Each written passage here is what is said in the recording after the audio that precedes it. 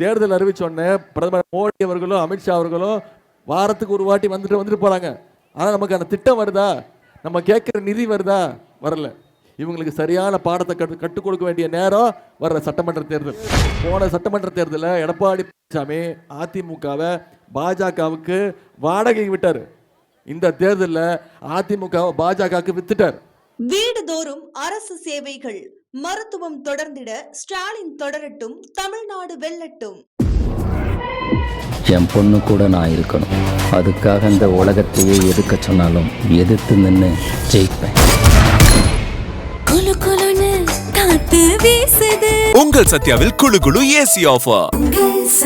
டயா booster சுகரை control பண்ணும், உங்க ஆரோக்கியத்தை மீட்டு தரும். சர்க்கரையை கட்டுப்படுத்துறதுக்கான எளிமையான வழிமுறை, இயற்கையான வழிமுறை. அனைத்து மருந்து கடைகளிலும் கிடைக்கும். உங்க சிவகங்கை தொகுதியில உங்ககிட்ட நம்முடைய தலைவர் அவர்கள் ஒரு நல்ல வேட்பாளரை ஒப்படைச்சிருக்கிறாங்க. அண்ணன் கருணாஸ் அவர்கள் உங்க இடத்துல ஒப்படைச்சிருக்கிறாரு. நம்முடைய வேலை வர்ற 23ஆம் தேதி முக்குளத்தோர் புலிப்படை தலைவர் அண்ணன் கருணாஸ் அவர்களை உதயசூரியன் சின்னத்தில் வாக்களித்து மிகப்பெரிய வெற்றியை கொடுத்து நீங்கள் சட்டமன்றத்துக்கு அனுப்பணும், தேர்வு செஞ்சு அனுப்பணும், வெற்றி பெற்று வைக்கணும். செய்வீங்களா? நிச்சயம் பண்ணுவீங்களா? நான் வாக்கு கேட்கறதுக்காக வந்திருக்கிறேன். நீங்கள்லாம் கருணாஸ் அண்ணன் அவர்களுக்கு உதயசூரியன் சின்னத்தை வாக்கு கேட்க வந்திருக்கிறேன். ஆனால் உங்கள் எழுச்சி, உங்களுடைய வரவேற்பெல்லாம் பார்க்கும்போது நீங்களாம் ஏற்கனவே முடிவு பண்ணி வச்சுருக்கீங்க. கரெக்டா? என்ன முடிவு பண்ணியிருக்கீங்க? என்ன சின்னம்? கை காட்டி சொல்லுங்க, என்ன சின்னம்? உதயசூரியன் சின்னத்தில் போன வாட்டியும் இதே மாதிரி தான் வந்து கேட்டால் ஏமாத்திட்டீங்க.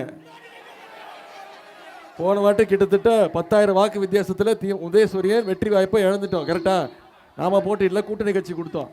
ஆனால் இன்றைக்கி இந்த முறை உதயசூரியன் சின்னத்தை நீங்கள் ஜெயிக்க வைக்கணும். இந்த வாட்டி ஏமாத்திடக்கூடாது. பண்ண மாட்டீங்களா? நிச்சயம் ஜெயிக்க வச்சுருவீங்களா? முதல்ல இந்த நிகழ்ச்சியை அவ்வளோ சிறப்பாக ஏற்பாடு செஞ்சுருக்கக்கூடிய நம்முடைய மாவட்ட கழக செயலாளர் அமைச்சர் அண்ணன் பெரிய கருப்பன் அவர்களுக்கும், மானாமதுரை சட்டமன்ற வேட்பாளர் அக்கா தமிழரசி அவர்களுக்கும், அண்ணன் தென்னவர் அவர்களுக்கும், இளைஞரணி துணை செயலாளர் ஜிபி ராஜா, மாநில கொள்கை பரப்பு துணை செயலாளர் தமிழ் பிரியா அவர்கள், KR அசோகன் அவர்கள், மாவட்ட துணை செயலாளர் சேங்கை மாறன், சகோதரி ஜோன்ஸ் ருசோ, நகர கழக செயலாளர் துரை ஆனந்த், பொதுக்குழு உறுப்பினர் PTR சுரேஷ்குமார், தொகுதி பார்வையாளர் புதுக்கோட்டை சண்முகம் அவர்கள், ஒன்றிய நகர பேரூர் கழக செயலாளர்கள் முத்துராமலிங்கம், ஜெயராமன், மந்தகாலை, முத்துசாமி, நெடுஞ்செழியன், கன்னடி, ஆரோக்கியசாமி, யோக கிருஷ்ணகுமார், ஜெயராமன், மாவட்ட இளைஞரணி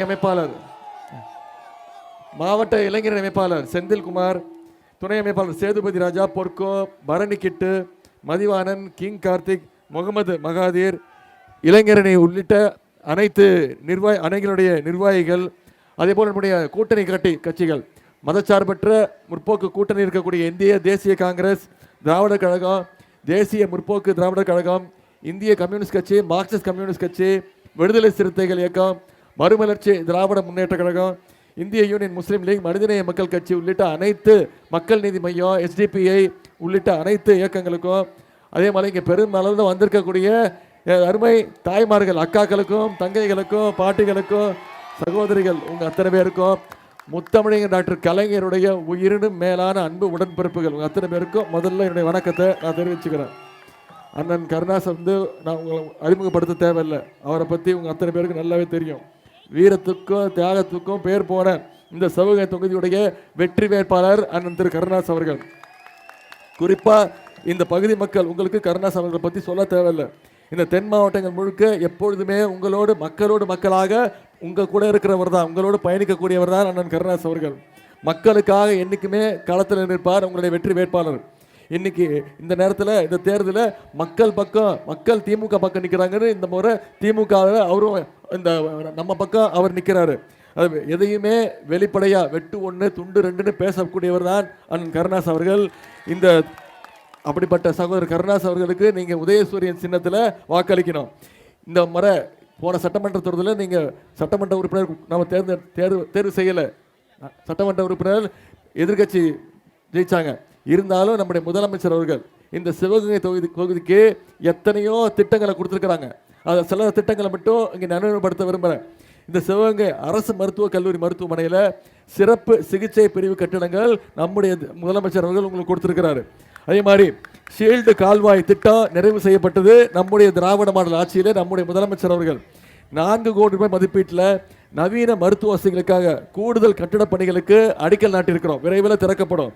சிவகங்கை மற்றும் சுற்றியுள்ள பகுதிகளில் உயர்கல்வித்துறையின் சார்பாக அரசு கலைக்கல்லூரி, பொறியியல் கல்லூரிகளுக்கான புதிய வகுப்பறைகள், ஆய்வகங்கள், மாணவி விடுதிகள், ஹாஸ்டல் கட்டிடங்கள்லாம் கட்டப்பட்டிருக்கு. சுதந்திர போராட்ட வீரர் வாலுக்கு வேலி அம்பலம் அவர்களுக்கு 50 லட்சம் ரூபாய் செலவில் நம்முடைய அரசு இன்னைக்கு திருவுருவ சிலையை திறந்து வச்சிருக்கிறோம். அதே மாதிரி ராஜாதரசங்கம் கலை கல்லூரியில் புதிய கிளாஸ் ரூம்ஸ் கட்டப்பட்டிருக்கு. ஆய்வகங்களுக்கான புதிய கட்டிடப் பணிகள் அடிக்கல் நாட்டப்பட்டிருக்கு. காஞ்சிரங்கால் பகுதியில் பணிபுரியும் உயர்கல்வி கற்கும் பெண்களுக்காக இன்னைக்கு தோழி ஹாஸ்டல், தோழி மகளிர் தங்குகின்ற விடுதி கட்டணம் திறக்கப்பட்டிருக்கு. அதே மாதிரி என்னுடைய துறை சிவகங்கை எஸ்டிஏடி விடுதி தமிழ்நாட்டுக்கு இன்னைக்கு முன்னுதாரணமாக பல திட்டங்களை எஸ்டிஏடி ஹாஸ்டலுக்கு நம்முடைய விளையாட்டுத்துறை கொடுத்துருக்கு. அதே மாதிரி இங்கே வந்தோடனே நம்முடைய மாவட்ட செயலாளர், நம்முடைய உங்களுடைய சட்டமன்ற வேட்பாளர் கோரிக்கைகள் வச்சிருக்கிறார். இந்த கோரிக்கைகள்லாம் நீங்கள் நிறைவேற்றி கொடுக்கணும். நிச்சயம் மீண்டும் நம்முடைய ஆட்சியாக வரப்போகுது. நம்முடைய முதலமைச்சர் தான் முதலமைச்சராக வரப்போறாரு. இந்த கோரிக்கைகளை நிறைவேற்றுங்கன்னு கோரிக்கை கொடுத்துருக்கிறார். என்னென்ன கோரிக்கை? கொல்லங்குடியில் துணை ஆரம்ப சுகாதார நிலையம் தேவை. வேம்பக்குடி, சாலூர் மற்றும் ஆலங்குளத்தில் ஆரம்ப சுகாதார நிலையம் தேவை. காளையார் கோவில் மற்றும் சுற்றியுள்ள கிராமங்களில் இரவு நேர பேருந்து சேவை, பஸ் ஸ்டாண்ட் ரூட்டு. பெரியார் கால்வாய் நீர்ப்பாசன திட்டத்தை கொண்டு வர வேண்டும். கீழப்பூங்குடியிலிருந்து மாலைக்கண்டான் வரைக்கும் பாலம் தேவை. வெற்றியூரிலிருந்து தேவக்கோட்டை செல்லுகின்ற வழியில் ஒரு பாலம் தேவை. இன்னும் பல்வேறு கோரிக்கைகள் வச்சிருக்கிறீங்க. நீங்கள் எனக்கு வாக்குறுதி கொடுத்துருக்கிறீங்க. வர்ற சட்டமன்ற தேர்தலில் அண்ணன் கருணாஸ் அவர்கள் ஜெயிக்க வச்சு சட்டமன்றத்துக்கு அமைச்சிடுங்க. நிச்சயம் பண்ணிடுவீங்கல்ல? நீங்கள் உங்கள் வாக்குறுதியை நிறைவேற்றுங்க. நான் உங்களுக்கு ஒரு வாக்குறுதி கொடுக்குறேன். நீங்கள் வச்சிருக்கக்கூடிய கோரிக்கைகள் அத்தனையும் நம்முடைய ஆட்சி அமைஞ்சோன்னே நம்முடைய முதலமைச்சருடைய பார்வைக்கு எடுத்து போய் இது அனைத்தையும் நான் செஞ்சு கொடுப்பேன். நீங்கள் உங்கள் ஒரு வாக்குறுதியை நிறைவேற்றுங்க, நான் என்னுடைய வாக்குறுதி நிறைவேற்றுறேன். நானும் ஒரு சட்டமன்ற வேட்பாளர். உங்களுக்கு தெரியுமா? தெரியுமா? சென்னையில் சேப்பாக்கு திருவல்லிக்கேணி தொகுதியில் போட்டிடுறேன். 2வது முறை போட்டிடுறேன். என் தொகுதிக்கு ஒரு நாள் தான் போனேன் பிரச்சாரத்துக்கு.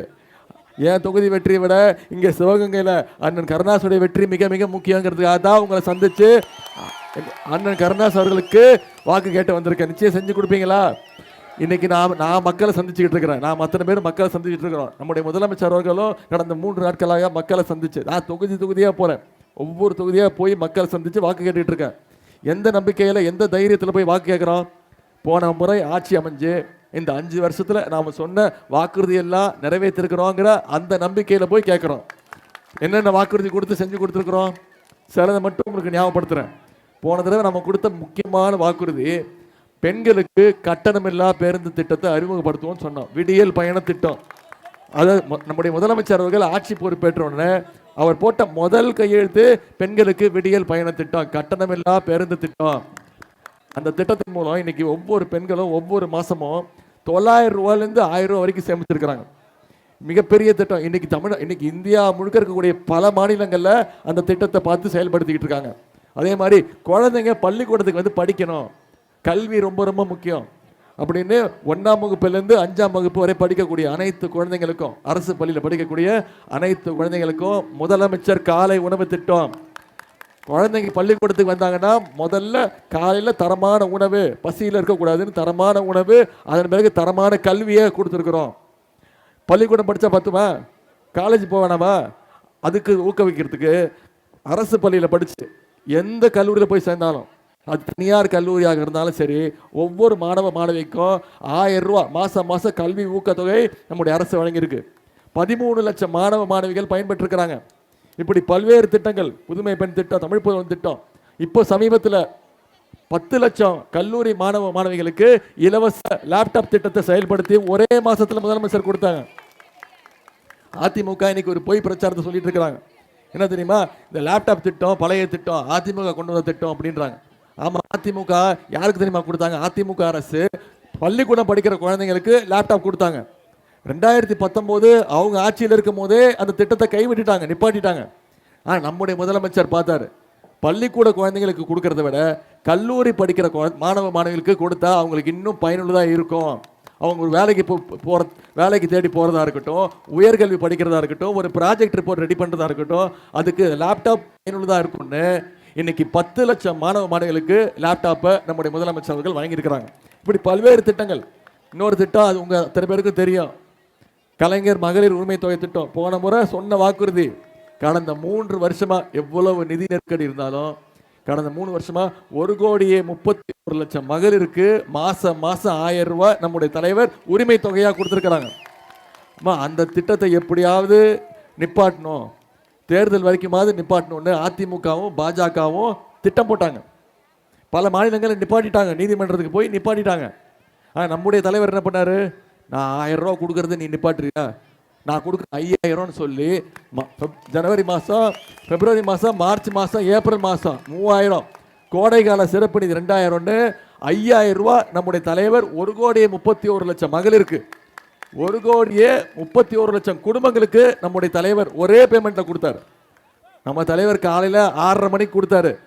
ஆனால் மகளிர் காலைல 9 மணிக்கெல்லாம் போய் பேங்க்கில் எடுத்துட்டாங்க. ஏன், என்ன காரணம்? ஏன்னா மோடி அரசு மினிமம் பேலன்ஸ் சொல்லி அதை அந்த காசை உரிவிட போறானுங்கன்னு அந்த அளவுக்கு ஒன்றிய அரசு மேல, மோடி அரசு மேல மக்கள் இருக்கக்கூடிய நம்பிக்கை. இவ்வளவும் பண்ணியிருக்கோமா? மகளிர் உரிமை தொகை நம்முடைய தலைவர் இன்னொரு வாக்குறுதி கொடுத்துருக்கிறாரு, மீண்டும் ஆட்சி அமைஞ்ச உடனே 1000 ரூபா மகளிர் உரிமை தொகையை 2000 ரூபா உயர்த்தி கொடுப்பேன்னு வாக்குறுதி கொடுத்துருக்கிறாரு. முதலமைச்சர் காலை உணவு திட்டம் 5ஆம் வகுப்பிலிருந்து 8ஆம் வகுப்பு வரைக்கும் விரிவுபடுத்தப்படும் வாக்குறுதி. 10 லட்சம் இளைஞர்களுக்கு வேலை வாய்ப்பு வசதி வழங்கப்படும். மகளிர் சுய உதவி குழுக்களுக்கு பிணை இல்லாமல், அதாவது கேரண்டி இல்லாமல் 5 லட்சம் ரூபா வரைக்கும் லோன் வழங்கப்படும். இப்படி பல்வேறு வாக்குறுதி கொடுத்துருக்குறோம். அடுத்த 5 வருஷத்துல 10 லட்சம் கலைஞர் கனவு இல்லம் கட்டப்பட்டு வீடு இல்லாதவங்களுக்கு வீடு வழங்கப்படும் வாக்குறுதி கொடுத்துருக்குறோம். இன்னொரு முக்கியமான வாக்குறுதி கொடுத்துருக்குறோம். உங்களுக்கு தெரியும், ஆட்சி அமைஞ்ச உடனே முதலமைச்சர் அவர்கள் ஒவ்வொரு மகளிர்கிட்டையும் ஒரு 8000 ரூபா மதிப்புள்ள ஒரு கூப்பன் கொடுத்துருவோம். நீங்களே போய் கடையில் உங்களுக்கு பிடிச்சமான பொருளை, வீட்டுக்கு தேவையான அந்த மின் சாதன பொருட்களை நீங்களே வாங்கிக்கிட்டான். டிவி வேணா டிவி, ஃப்ரிட்ஜு வேணா ஃப்ரிட்ஜு, வாஷிங் மிஷின் வேணா வாஷிங் மிஷின், உங்கள் விருப்பம், உங்கள் சாய்ஸ்ன்னு முதலமைச்சர் சொல்லிட்டாரு. இதெல்லாம் நடக்கணும்னா வர்ற சட்டமன்ற தேர்தலில் நீங்கள் மிகப்பெரிய வாக்கு வித்தியாசத்தில் கருணாஸ் அவர்களை ஜெயிக்க வச்சு சட்டமன்றத்துக்கு அனுப்பணும். அனுப்புவீங்களா? உதயநிதி வந்தாப்புல நம்ம இவ்வளோ திட்டம் பண்ணியிருக்கிறோமா, 5 வருஷத்தில் இவ்வளோ திட்டங்கள் பண்ணியிருக்கிறோம், திருப்பி ஆட்சிக்கு வந்தால் என்னென்ன பண்ண போகிறோங்கிறதையும் தெளிவாக சொல்லிட்டோம். இதுக்கெல்லாம் நமக்கு ஒன்றிய அரசு நமக்கு கூட நிற்கிதா, துணைக்கு நிற்கிதா? நம்ம கேட்குற நிதியை கொடுக்குறாங்களா? எதுவும் கொடுக்கறதில்ல. கல்வி நிதி பெண்டிங்கு. ஒன்றிய அரசுடைய பட்ஜெட்டில் தமிழ்நாட்டுக்கு எந்த திட்டமும் இல்லை, தமிழ்நாடுங்கிற பேரே இல்லை. அப்படிப்பட்ட ஒரு ஒன்றிய அரசு நமக்கு தேவையா? தமிழ்நாட்டுக்குள்ள இன்னைக்கு தேர்தல் அறிவிச்சோடனே பிரதமர் மோடி அவர்களும் அமித்ஷா அவர்களும் வாரத்துக்கு ஒரு வாட்டி வந்துட்டு போறாங்க. ஆனால் நமக்கு அந்த திட்டம் வருதா, நம்ம கேட்குற நிதி வருதா? வரல. இவங்களுக்கு சரியான பாடத்தை கற்றுக் கொடுக்க வேண்டிய நேரம் வர்ற சட்டமன்ற தேர்தல். நம்முடைய தலைவர் தொடர்ந்து சொல்றாரு, இந்த சட்டமன்ற தேர்தல் டெல்லி அணி வெர்சஸ் தமிழ்நாடு அணி. இல்லை, நாம டெல்லி அணியை தோக்கடிச்சு ஆகணும், தமிழ்நாடு நாம ஜெயிச்சு காட்டணும். பிஜேபி நேரடியாக வந்தா தமிழ்நாட்டு மக்கள் விட மாட்டாங்கன்னு அதிமுகங்கிற ஒரு அடிமை கூட்டத்தை போர்வையை போத்திக்கிட்டு இன்னைக்கு பிஜேபி வருது. இன்னைக்கு அதிமுக என்ன இருக்கு? ஊர்ல ஒரு பழமொழி சொல்லுவாங்கம்மா, ஜாடிக்கு ஏத்த மூடி மாட்டிருக்குன்னு சொல்லுவாங்க. அது மாதிரி இன்னைக்கு மோடிக்கு ஏத்த ஒரு அடிமையாக திரு எடப்பாடி பழனிசாமி அவர்கள் இருக்கிறாரு. முரட்டு பக்தர்கள் பார்த்திருப்பீங்க, முரட்டு தொண்டர்கள் கேள்விப்பட்டிருப்பீங்க. எங்கேயாவது பார்த்திருக்கீங்களா முரட்டு அடிமைய? இன்னைக்கு இந்தியாவிலேயே மோடியோடைய முரட்டு நம்பர் 1 அடிமை யாருன்னா திரு எடப்பாடி பழனிசாமி தான். அதனாலதான் இன்னைக்கு அதிமுக இருக்கக்கூடிய பல தலைவர்கள், தலைவர்கள்லாம் இன்னைக்கு தாய் கழகத்தை நோக்கி, நம்மளை நோக்கி வர ஆரம்பிச்சுட்டாங்க. இனிமே அதிமுகங்கிற கட்சியே போன சட்டமன்ற தேர்தலில் எடப்பாடி பழனிசாமி அதிமுகவை பாஜகவுக்கு வாடகை விட்டார். இந்த தேர்தலில் அதிமுகவை பாஜகவுக்கு வித்துட்டார். அண்ணன் ஓ பன்னீர்செல்வம் அவர்கள், முன்னாள் முதலமைச்சர் அவர்கள், அவரே இன்னைக்கு நம்மளை சேர்ந்து நம்மளை பார்த்து வந்துட்டார். ஏன்? அதிமுகங்கிறது கட்சியே இன்னைக்கு ஒரு அடிமை கட்சியா மாறி போச்சு. எனவே நீங்க உண்மையுள்ள சுயமரியாதை உள்ள அதிமுகவினர் அவங்களே இனிமே எடப்பாடியை தேர்தல் செய்ய மாட்டாங்க.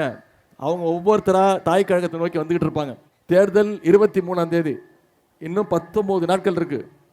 உதயநிதி வந்தாரு, பேசினாரு, திட்டங்களை பற்றி சொன்னாரு, கலைஞ்சு போயிட்டோம் அப்படின்னு நாம் கலைஞ்சு போயிடக்கூடாது. நீங்கள் ஒவ்வொருத்தரும் அடுத்த 19 நாட்கள் இந்த பிரச்சாரத்தை மக்கள்கிட்ட கொண்டு போய் சேருங்க. ஒவ்வொரு பகுதியாக போங்க, ஒவ்வொரு தெருவாக போங்க. ஒவ்வொரு வீட்டுக்கும் போங்க, ஒவ்வொரு வாக்காளர்களையும் சந்திச்சு பேசுங்க. ஏன் மீண்டும் திமுக ஆட்சிக்கு வரணும், வந்தா என்னென்ன திட்டங்கள் வரும், என்னென்ன சாதனைகள் செஞ்சிருக்கிறோம் இந்த 5 வருஷத்துல. மீண்டும் அதிமுக வந்துச்சுன்னா தமிழ்நாட்டை பின்னாடி எப்படி தள்ளிட்டு போயிடுவாங்க. பிஜேபி மீண்டும் தமிழ்நாடு மேல கண்ட்ரோல் எடுக்க பார்க்குறாங்க. டெல்லியிலேருந்து எடப்பாடி பழனிசாமி மூலமா தமிழ்நாட்டை ரிமோட் கண்ட்ரோல் ஆட்சி செய்யணும்னு இன்னைக்கு பாஜக முயற்சி பண்ணுது.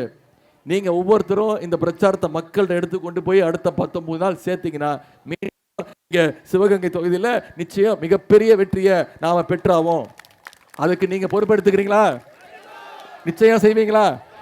உங்களை எல்லாம் அன்போடு கேட்கிறேன், பண்போடு கேட்கிறேன், பாசத்தோடு கேட்கிறேன். இந்த சிவகங்கை தொகுதிக்கு என்னென்ன தேவைங்கிறத நம்முடைய முதலமைச்சர் நிச்சயம் உங்களுக்கு செஞ்சு கொடுப்பார். உங்களுடைய அன்புக்கும் ஆதரவுக்கும் நன்றி. ஆதரிப்பேர் உதயசூரியன்.